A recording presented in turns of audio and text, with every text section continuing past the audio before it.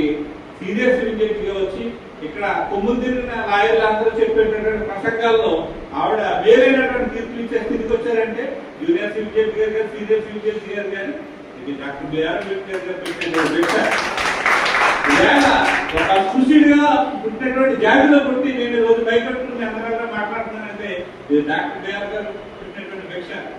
ఎంతోమంది ఎమ్మెల్యేలు అవుతున్నారు, ఎంపీలు అవుతున్నారు, మంత్రులు అవుతున్నారు, వీళ్ళందరూ కూడా డాక్టర్ బిఆర్ అంబేద్కర్ పెట్టినటువంటి భిక్ష. కాబట్టి ఈ దేశం పెట్టినటువంటి నరక మత్సరాలన్నీ కూడా అలాగే ఉండిపోయి మనందరం కూడా ఇంకా అదే స్థితిలో గతిలో బతికేవాళ్ళం.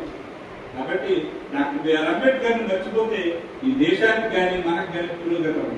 డాక్టర్ బిఆర్ అంబేద్కర్ ఈ దేశం యొక్క చరిత్రని ఆధునిక చరిత్ర వైపు, ప్రపంచం వైపు, ప్రపంచాన్ని సాధించే వైపు అందించినటువంటి ఆధునిక డాక్టర్ బిఆర్ అంబేద్కర్. ఈవేళ ఎన్ని సంస్కరణలు వచ్చినా అదే బాటలో వెళ్ళాలనే పరిస్థితి రాజ్యాంగం చెప్తా ఉంది. రాజ్యాంగాన్ని అంత గొప్ప రాజ్యాంగాన్ని ఎన్నో దేశాల్లో మనం చెప్తున్నాం. గోల్డెన్ రాజకీయ సంక్షోభాలు వచ్చాయి, ఎన్నో దేశాలు కుప్పకూలిపోతా ఉన్నాయి. మా పక్కన బంగ్లాదేశ్ పరిస్థితి చూపుతా ఉన్నాం, పాకిస్తాన్ చూపుతా ఉన్నాం, ఇంకా అనేక దేశాలు చూపుతా ఉన్నాం. కానీ భారతదేశంలో పార్లమెంట్ గొప్పగా, ఇటు సుప్రీంకోర్టు గొప్పదా, లేకపోతే ఐఏఎస్ యంత్రాంగం గొప్పదా అంటే ఇది ఏది కాదు, రాజ్యాంగం గొప్పదని నిలిపినటువంటి మహానుభావుడు డాక్టర్ బిఆర్ అంబేద్కర్. ఆయన చెప్పి మీ అందరి ముందు సెలవు చేయండి.